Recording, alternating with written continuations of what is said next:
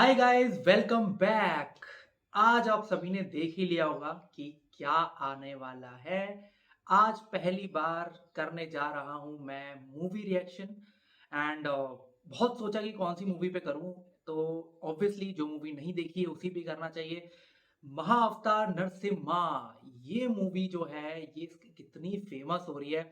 सबने बहुत तारीफ करी है। इनके जो डायरेक्टर हैं अश्विन, उन्होंने कितनी मेहनत से ये मूवी बनाई है। सब कुछ इतना सुनने में आ रहा है तो आई थॉट कि क्यों ना एक बार इस मूवी को देखा जाए। दूसरा, जो नरसिम्हा भगवान हैं उनके बारे में मेरी नानी भी बहुत बात किया करती थी।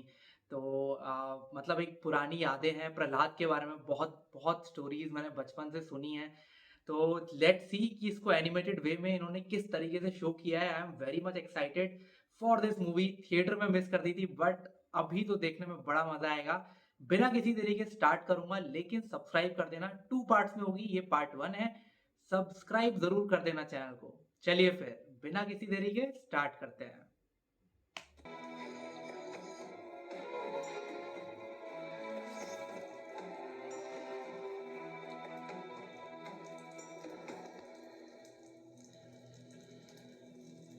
ये तुम ये तुम क्या कर रही हो दीदी? स्वामी, पता नहीं क्यों, परंतु कामदेव ने अभी अभी मुझ पर अपना बाण चलाया है। क्या वासना के आवेश ने तुम्हें इतना दुर्बल बना दिया है कि तुम एक साधु की संध्या पूजा में बाधा डालने से भी स्वयं को रोक नहीं पाई?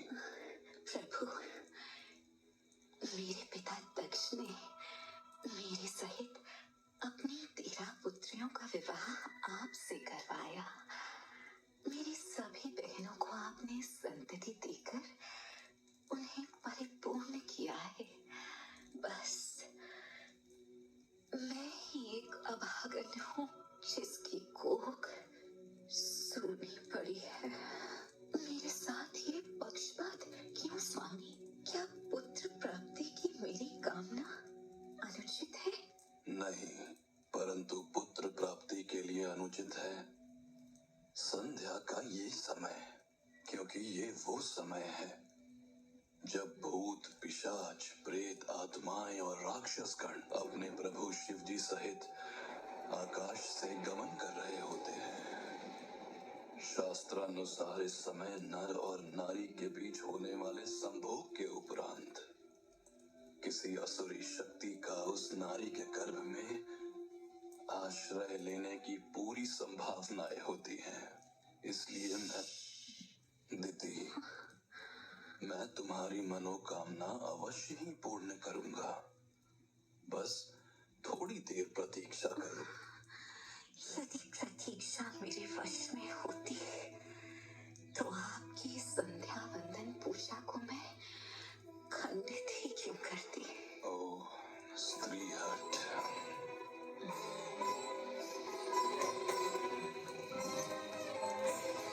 आप चिंतित दिखाई पड़ रहे हैं। मूर्ख नारी, मैंने तुम्हें चेतावनी दी थी कि संभोग के लिए समय अनुकूल नहीं था, परंतु तुमने एक न सुनी।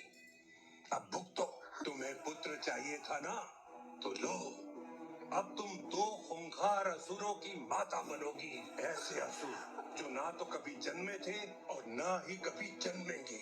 इनके जीवन के केवल 2 ही लक्ष्य होंगे, भगवान से शत्रुता और उनके भक्तों पर हिंसा। तीनों लोकों में ये अपने अत्याचार से त्राही त्राही मचा देंगे, और जब इनका अत्याचार चरम सीमा पर पहुंचेगा तब इनका वध स्वयं भगवान विष्णु करेंगे।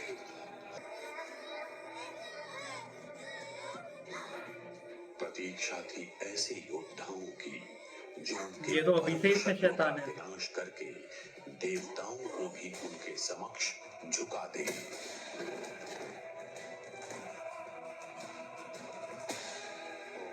उन्होंने जुड़वा भाइयों को हर तामसिक विद्याओं से परिचित करवाकर अथवा विभिन्न प्रकार के अस्त्र शस्त्र से महाबली बनाया।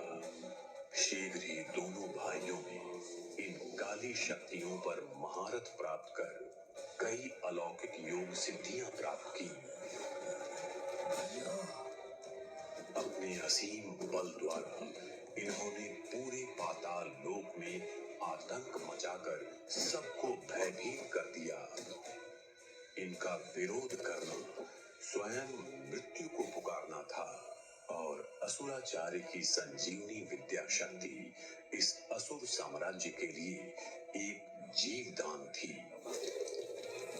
असुराचार्य या फिर शुक्राचार्य है, लेकिन शुक्राचार्य थे दानवों के गुरु ना।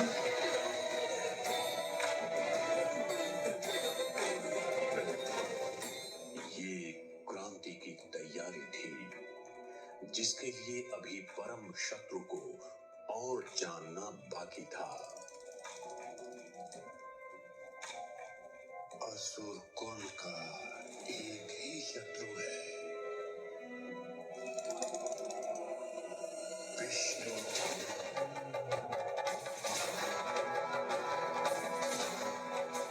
और जहां एक ओर ये सृष्टि उलट रही थी तो वहीं दूसरी ओर फलीभूत भी हो रही थी। यहाँ का हर एक प्राणी आनंदमय था। वो प्रकृति के साथ मिलकर रहता था और उसे पूजता भी था। गाय, वायु, प्रकृति और परमात्मा के इस क्रम को वो बहुत अच्छी तरह जानता और योग द्वारा उन्हें अपने प्रयोग में भी लाता था। बहुत सुंदर है।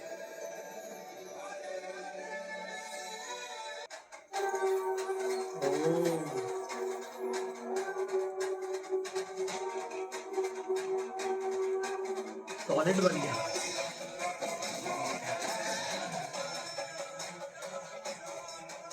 अब भगवान विष्णु आएंगे।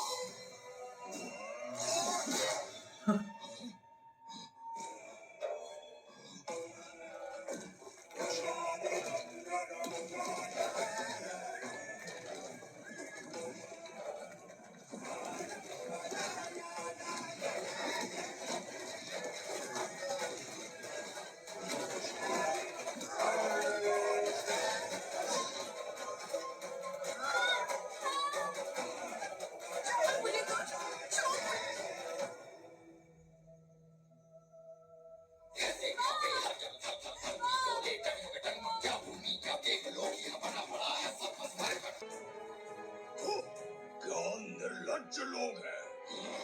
पेड़ पौधे गाय गोबर की पूजा और ये है राजा। नपुंसक, इन कीटों को तो मैं। हिरण्याक्ष, अगर त्रिलोक पर शासन करना है तो इन कीट को छोड़ इनकी आत्मा पे अब हमें बात करना होगा। अभी बहुत सारी सीढ़ियां चढ़ना बाकी है मेरे भाई। सब कुछ छीन लेंगे, सब कुछ। सब कुछ नष्ट हो गया।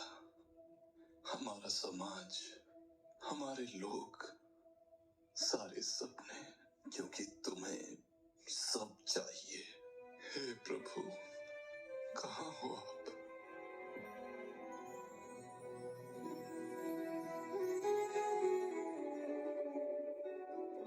उम्मीद अभी भी है।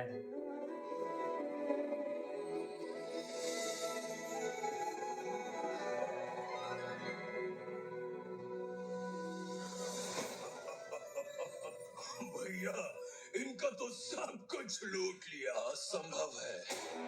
चाहे कुछ भी कर लो, नष्ट कर दो सब कुछ, कितना ही लूट लो हमें, हमारी इस सभ्यता को एक वस्तु कभी हमसे छीन नहीं पाओगे, और वो है हमारी आस्था श्री विष्णु के लिए। हिरण्यकश्यप, याद रखना, तुम सबके ऊपर जाना चाहते हो ना, परंतु आज के बाद केवल अपने विनाश की ओर जाओगे। और एक दिन आएगा जब इसी अहंकार के सीढ़ी की अंतिम चरण से उतरकर तुम स्वयं अपनी मृत्यु को बुलाओगे। ओम नमो भगवते वासुदेवाय। हरि! बताता मार देगा। जिसका भाई स्वयं हिरण्यकशिपु हो, उसको विष्णु को मारने के लिए इस तुच्छ हाथ का एक थप्पड़ ही काफी है। मैं विष्णु का वध करके उसका रक्त पान करूंगा तुम्हारे लिए भैया। आज्ञा तो। विजयी भव।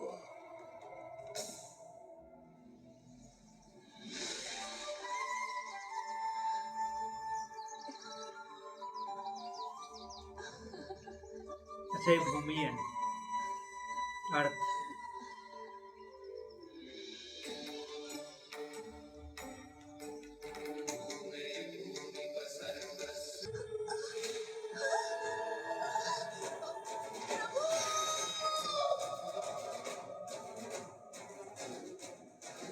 छोड़ मुझे, छोड़ मुझे। दुष्ट मेरे प्रभु तेरा नाश कर देंगे। छोड़।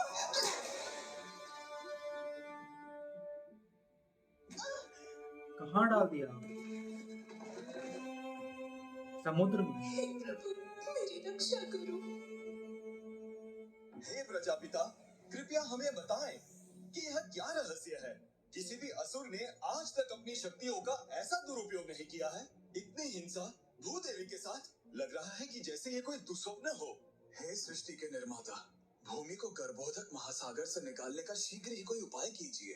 भूमि को यदि कोई इस गंभीर स्थिति से निकाल सकता है तो वो है भगवान विष्णु। हे भगवान, कृपया भूमि की रक्षा कीजिए।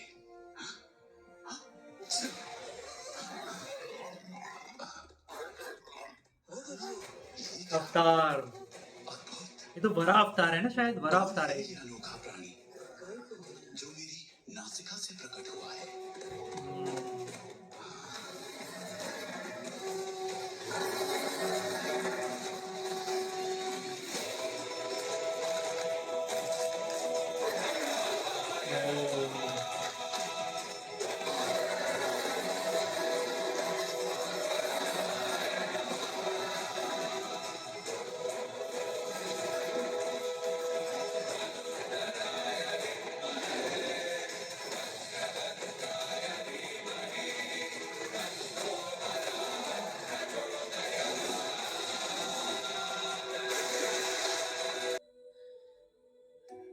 प्रभु आप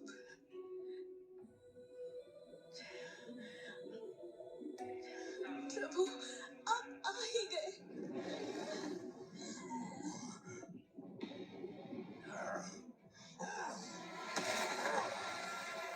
अब होगी लड़ाई। मेरी उपस्थिति में तूने भूमि को ले जाने की हिम्मत की।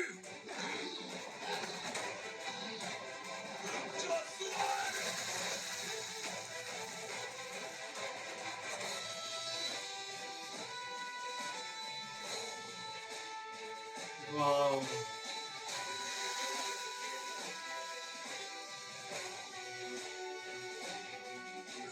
जंगली सुअर, तुझे देखकर तो मुझे घिन आ रही है।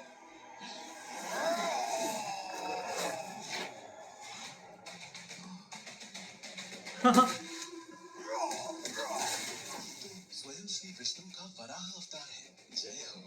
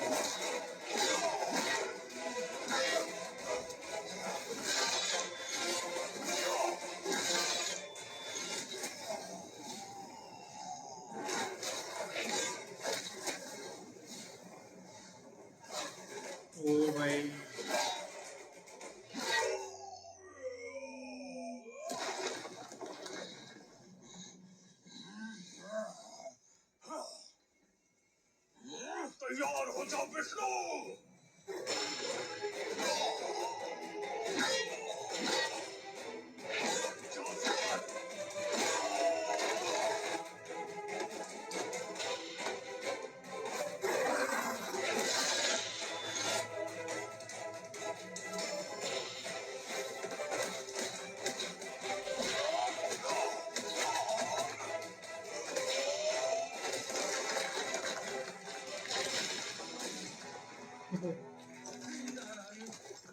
ब्रह्मदेव।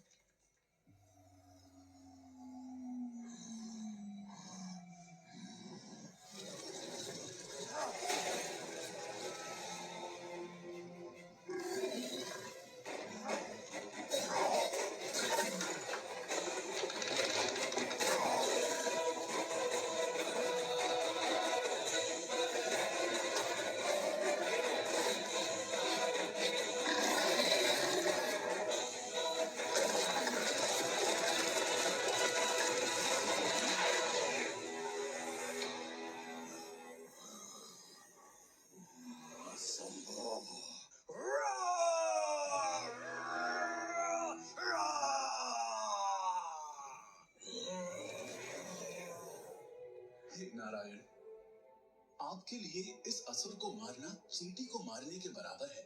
हाँ, फिर क्यों आप इस दानव के साथ इस प्रकार खेल रहे हैं? कृपया शीघ्र ही इस दानव का अंत करके हमें भय मुक्त करें।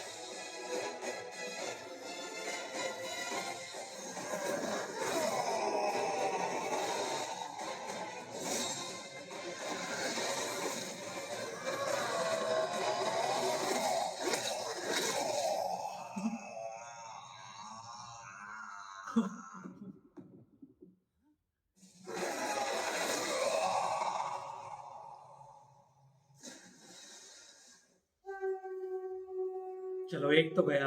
अभिनंदन, बधाई हो। इस क्रूर अत्याचारी का वध करके आपने सभी जीवों पर बहुत बड़ा उपकार किया है। हम सभी आपके प्रति आभार व्यक्त करते हैं। आज प्रतिशोध की घड़ी है। हर उस जीव को मारो जो विष्णु को प्रिय हो। मचा दो हाहाकार।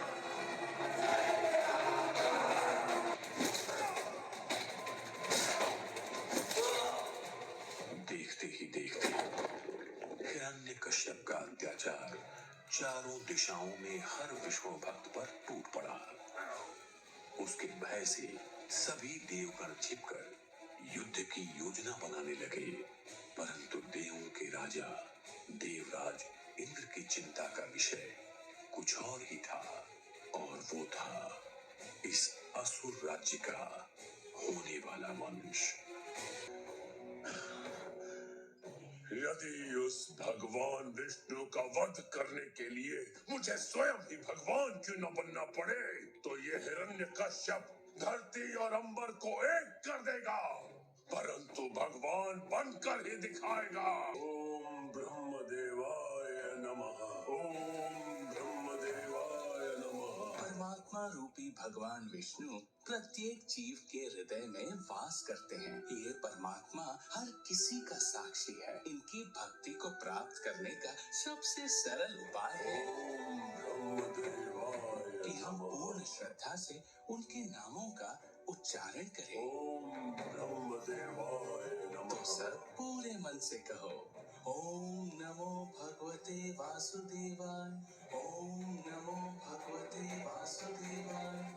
ओम नमो प्रहलाद। वासुदेवाय। ओम नमो भगवते वासुदेवाय।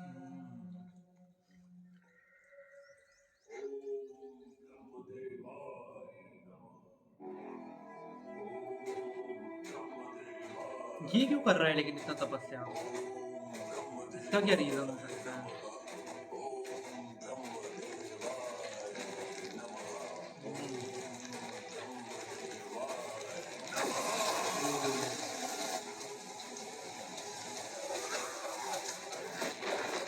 इस असुर की तप शक्ति से तो पूरा ब्रह्मांड ही जल जाएगा।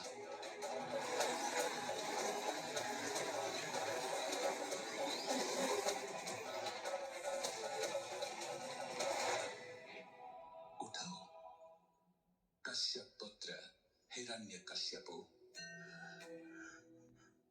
हे सृष्टि के रचयिता, हे प्रजापिता, आपका ना तो कोई आरंभ है ना कोई अंत।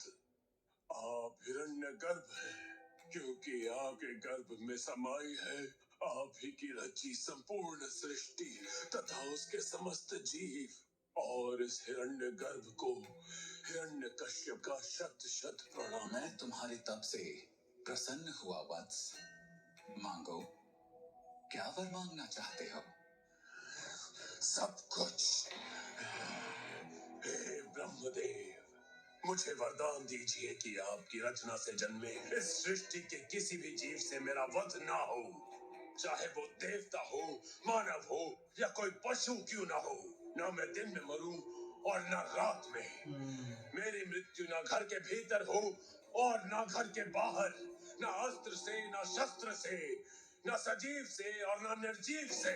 और तो और योग द्वारा प्राप्त की जाने वाली सभी सिद्धियां मुझे प्रदान करे। तीनों लोगों का यश और ऐश्वर्य मेरा हो तथा मैं समस्त जीवों का सम्राट कहलाऊं। मुझे अखंड शक्ति प्रदान करे और मुझे इस ब्रह्मांड का सबसे शक्तिशाली पुरुष बनने का वरदान दीजिए। हे ब्रह्मदेव, सबसे शक्तिशाली पुरुष।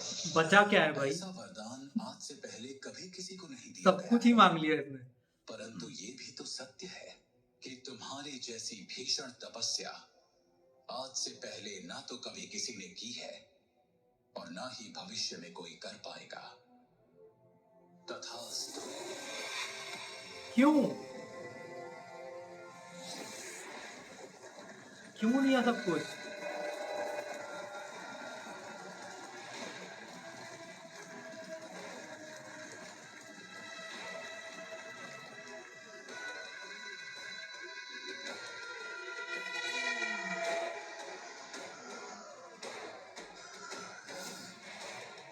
मैं चिरंजीवी हो गया, अमर हो गया, मैं भगवान बन ही गया। अब सर्वत्र यही गुणगान, हिरण्यकश्यपु ही भगवान। पर क्यों दिया? हिरण्यकश्यपु ही भगवान। वरदान नहीं देना चाहिए था, मतलब क्यों दिया? तैयार हो जा इंद्र। ओ भाई, रावत को उठा के फेंक दिया इसने, सबको बंदी बना लिया।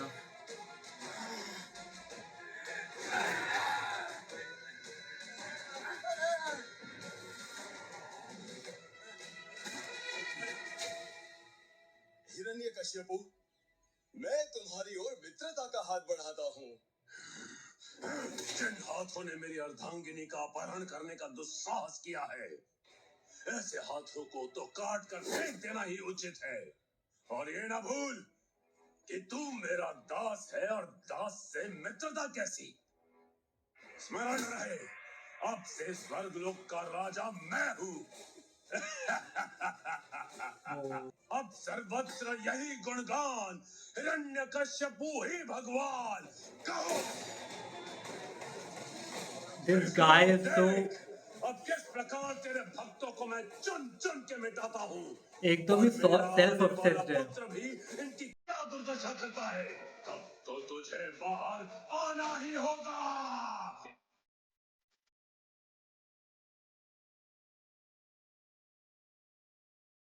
क्यूट बच्चा बनाया है। हाँ।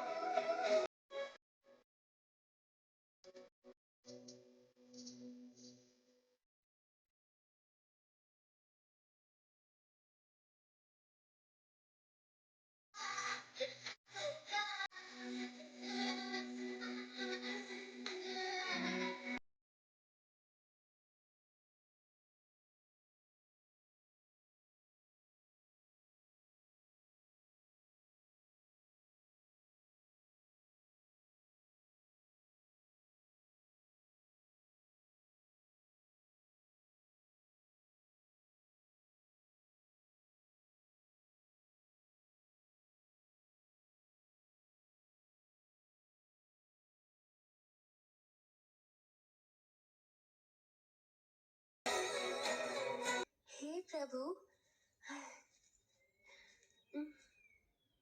देखो मैं आपके लिए क्या लाया। ये सब क्या है? विष्णु, राजकुमार, हमारे भगवान आपके पिता हिरण्यकश्यप हैं और आप भगवान विष्णु का समर्थन करके अपने पिता के विरुद्ध जा रहे हैं। आपके पिता को यदि ये सब का पता चलेगा तो अनर्थ हो जाएगा। हाँ, विष्णु आपसे मिलने कभी नहीं आएंगे राजकुमार। आप सही कह रहे हैं, मैं एक असुर हूँ। कदाचित मैं इस योग्य ही नहीं कि मुझे उनके दर्शन हो, परंतु भक्ति कुल नहीं, हृदय का विषय है। प्रहलाद, मेरे पास आओ पुत्र। प्रणाम पिताश्री। सभी देवताओं को अपना दास बनाकर संपूर्ण सृष्टि पर विजय पाने का सुख एक और पुत्र प्रेम का सुख एक और कहो।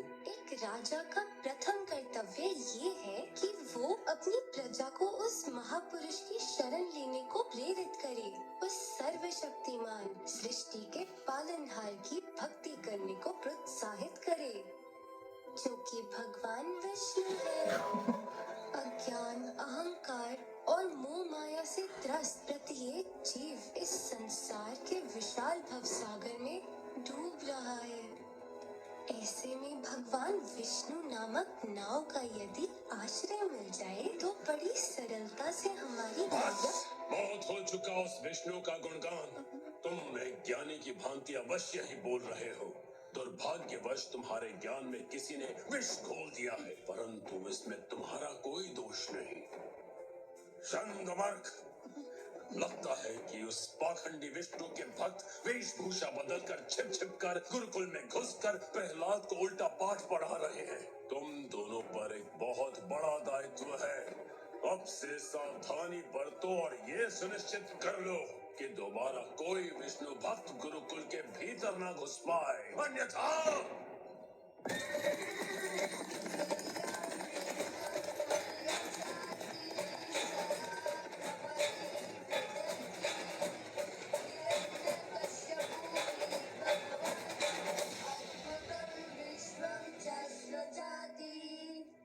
साहस का प्रतीक, जो शक्ति की झनकार है।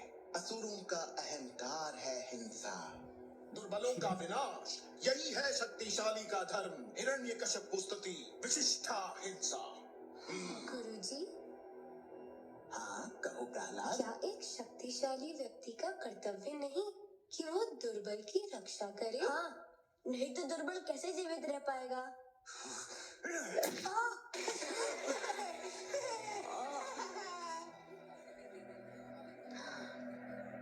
दुर्बल का कोई स्थान नहीं है यहाँ पे, और यही जीवन का एकमात्र सत्य है।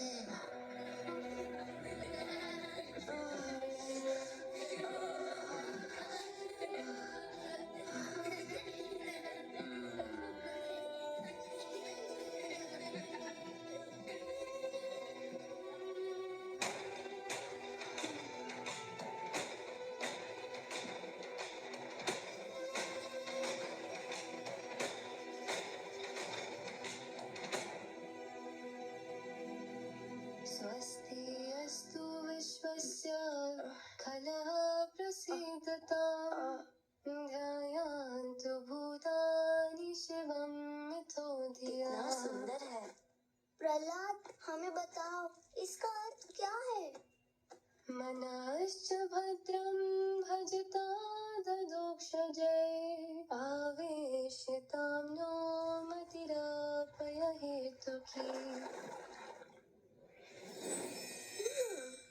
अद्भुत।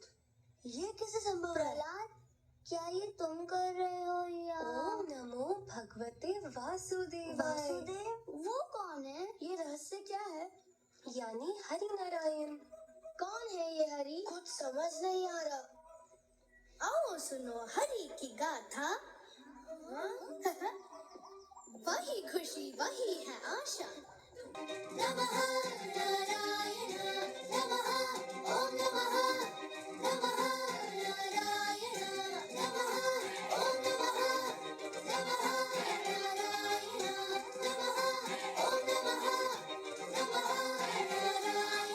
अच्छा इसने बता दिया कि ये ऐसा ऐसा पूजा कर रहे हैं।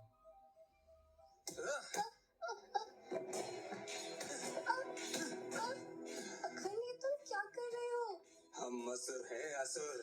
ये सब तुच्छ खेल हमारे गुरुकुल में शोभा नहीं देता है। परंतु मुझे समझ नहीं आ रहा है कि मैंने ऐसा क्या अनुचित काम किया जो तुम इतना क्रोधित हो रहे हो।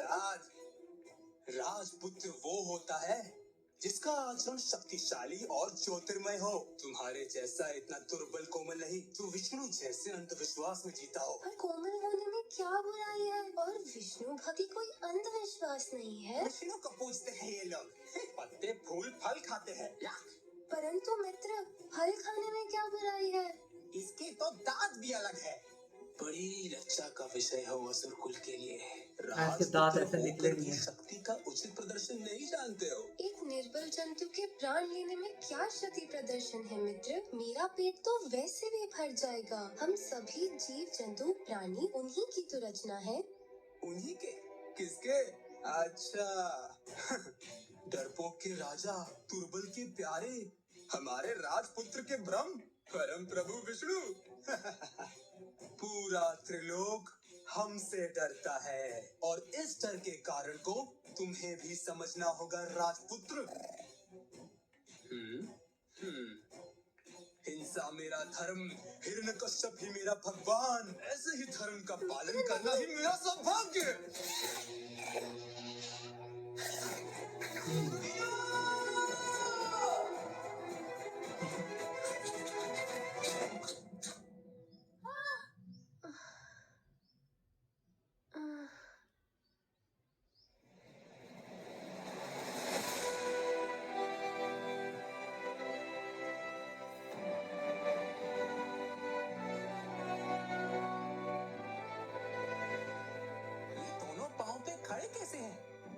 शक्ति तो है इसमें। इतना कष्ट सहा मुझे बचाने के लिए।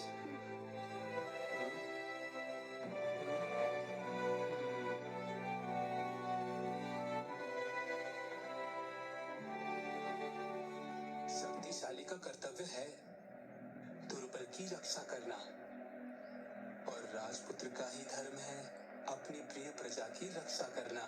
कोमल हो, दुर्बल नहीं। यस। राजपुत्र प्रहलाद, राजपुत्र प्रहलाद की जय, जय। राजपुत्र प्रहलाद की जय, राजपुत्र प्रहलाद की जय। उसको अभी भी दिक्कत है। एक लड़का अभी भी ऐसा है जिसको दिक्कत है प्रहलाद से।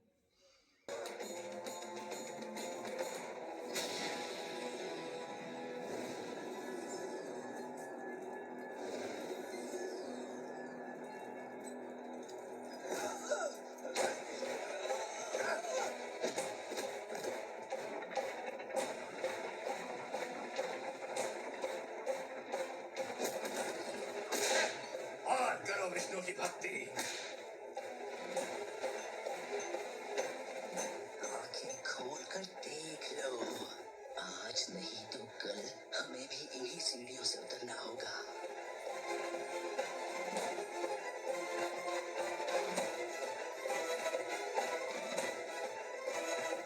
कहो सर्वत्र यही गुणगान। विष्णु हे भगवान।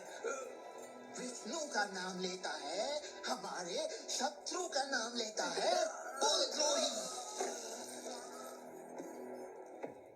शक्तिशाली व्यक्ति अपने से दुर्बल व्यक्ति पर हिंसा करता है, उसे मिटा देता है।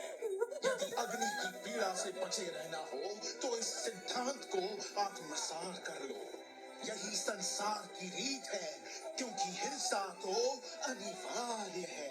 माता, पिता, प्रियजनों को त्याग कर इसी अग्नि कुंड में अपना बलिदान देना ही हम लोगों का भाग्य है। अब ये सब झूठ है। हाँ, ये सब झूठ है। ये हत्यारे हैं। हत्यारे? इतने सारे ये बच्चे सब तुम्हें हत्यारे लग रहे हैं? अब एक ही उपाय है, अपने भगवान को छोड़ दो और गुरुकुल की शिक्षा को स्वीकार कर लो। राजपुत्र,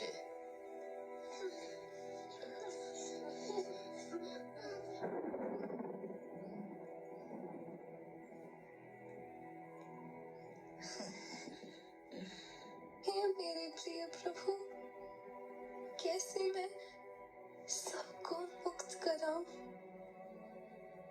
पथ दिखाएं।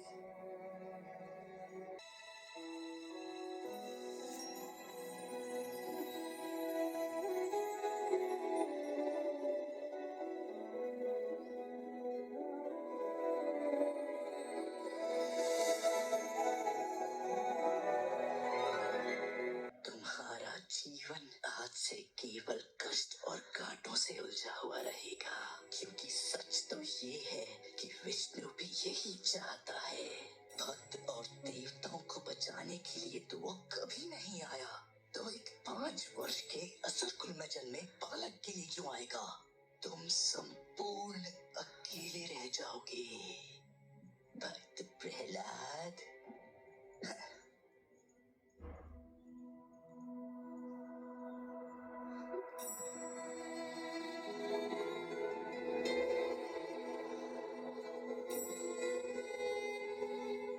मैं तब तक भगवान विष्णु का गुणगान करता रहूंगा जब तक सारे भक्त मुक्त न हो जाएं। मुझे केवल एक ही नाम लेना होगा और पूरे मन से समर्पण करना होगा।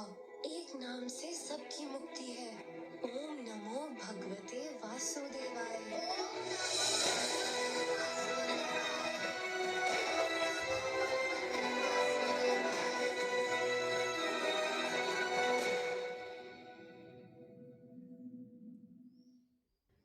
सेकंड पार्ट जल्दी आ जाएगा, कल ही आ जाएगा, तो थोड़ा सा इंतजार करो और वीडियो को लाइक कर देना। आज के लिए बस इतना ही, मिलते हैं एक और बढ़िया सी वीडियो में, तब तक के लिए जय हिंद।